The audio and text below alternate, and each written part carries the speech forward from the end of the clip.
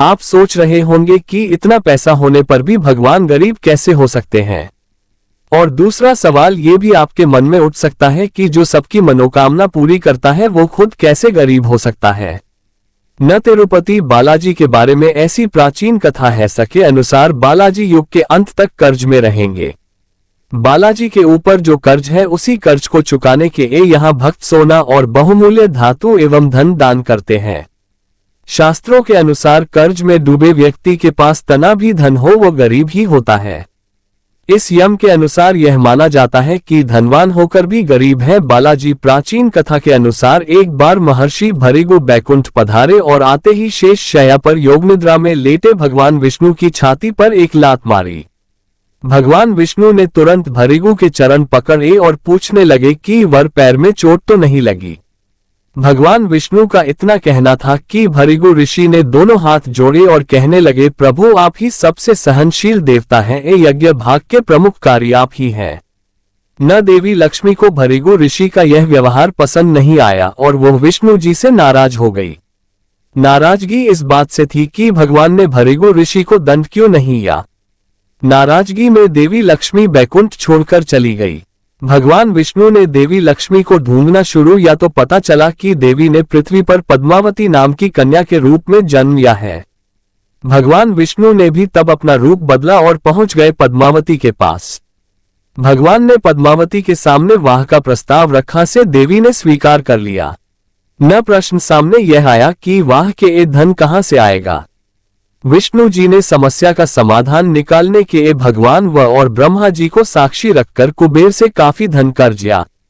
इस कर्ज से भगवान विष्णु के वेंकटेश रूप और देवी लक्ष्मी के अंश पद्मावती ने वाहिया। कुबेर से कर्ज लेते समय भगवान ने वचन दिया था कि युग के अंत तक वह अपना सारा कर्ज चुका देंगे।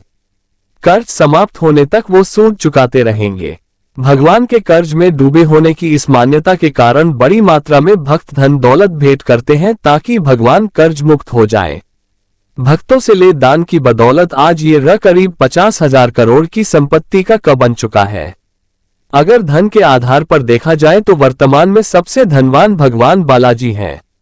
एक आंकड़े के अनुसार बालाजी ट्रस्ट के खजाने में 50,000 करोड़ से क की संपत्ति है। न इतने धनवान होने पर भी बालाजी सभी देवताओं से गरीब ही हैं। तिरुपति बालाजी का वास्तविक नाम श्री वेंकटेश्वर स्वामी है जो स्वयं भगवान विष्णु हैं। धार्मिक मान्यताओं के मुताबिक भगवान श्री वेंकटेश्वर अपनी पत्नी पद्मावती के साथ तिरुमला में निवास करते हैं। मान्यता है कि जो भी भक्त सच्चे मन से भगवान वेंकटेश्वर के सामने प्रार्थना करते हैं उनकी सभी मुरादें पूरी हो जाती हैं। तिरुपति बालाजी के 10 रहस्य हर गुरुवार दिखता है। ये चमत्कार मूर्ति पर लगे बाल कहा जाता है कि मंदिर भगवान वेंकटेश्वर स्वामी की मूर्ति पर लगे बाल असली हैं। ये कभी उलझते नहीं हैं और हमेशा मुलायम रहते हैं। मान्यता है कि ऐसा इसलिए है कि यहाँ भगवान खुद विराजते। समुद्र की लहरों की ध्वनि यहाँ जाने वाले बताते हैं कि भगवान वेंकटेश की मूर्ति पर कान लगाकर सुनने पर समुद्र की लहरों की ध्वनि सुनाई देती है। यही कारण है कि मंदिर में मूर्ति हमेशा नम रहती है। अद्भुत छड़ी मंदिर में मुख्य द्वार पर दरवाजे के दाईं ओर एक छड़ी है। इस छड़ी के बारे में कहा जाता है कि बाल्यावस्था में इस छड़ी से ही भगवान बालाजी की पिटाई की गई थी। इस कारण उनकी ठुड्डी पर चोट लग गई थी। इस कारणवश तब से आज तक उनकी ठुड्डी पर शुक्रवार को चंदन का लेप लगाया जाता है ताकि उनका घाव भर जाए। सदैव जलता है ये दिया। भगवान बालाजी के मंदिर में एक दिया सदैव जलता रहता है। इस दिए में नहीं कभी तेल डाला जाता है और न ही कभी घी। कोई नहीं जानता कि वर्षों से जल रहे इस दीपक को कब और किसने जलाया था। मूर्ति मध्य में या दाईं ओर जब आप भगवान बालाजी के गर्भगृह में जाकर देखेंगे तो पाएंगे कि मूर्ति गर्भगृह के मध्य में स्थित है।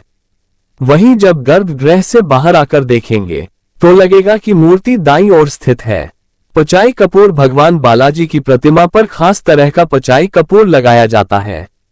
वैज्ञानिक मत है कि इसे किसी भी पत्थर पर लगाया जाता है तो वो कुछ समय के बाद ही चटक जाता है, लेकिन भगवान की प्रतिमा पर कोई असर नहीं होता। गुरुवार को लगाया जाता है चंदन का लेप। भगवान बालाजी के हृदय पर मां लक्ष्मी विराजमान रहती हैं। माता की मौजूदगी का पता तब चलता है जब हर गुरुवार को बालाजी का पूरा श्रृंगार उतारकर उन्हें स्नान करावाकर चंदन का लेप लगाया जाता है। जब चंदन लेप हटाया जाता है तो हृदय पर लगे चंदन में देवी लक्ष्मी की छवि उभर आती है। नीचे धोती और ऊपर साड़ी। भगवान की प्रतिमा को प्रतिदिन नीचे धोती और ऊपर साड़ी से सजाया जाता है। मान्यता है कि बालाजी में ही माता लक्ष्मी का रूप समाहित है, इस कारण ऐसा किया जाता है।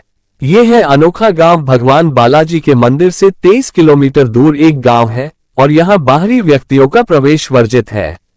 यहाँ पर लोग बहुत ही नियम और संयम के साथ रहते हैं। मान्यता है कि बालाजी को चढ़ाने के लिए फल, फूल, दूध, दही और घी सब यहीं से आते हैं। इस गांव में महिलाएं सिले हुए कपड़े धारण नहीं करती हैं। प्रिय दर्शकों, हमारी यह कोशिश आपको कैसी लगी? अगर यह कोशिश आपको अच्छी लगी हो तो कमेंट बॉक्स में जरूर कमेंट करिएगा और हमारे YouTube चैनल श्री निर्मल ज्ञान गंगा को सब्सक्राइब कीजिए, वीडियो को लाइक कीजिए और दोस्तों को अधिक से अधिक शेयर कीजिए। जय श्री कृष्णा, राधे राधे।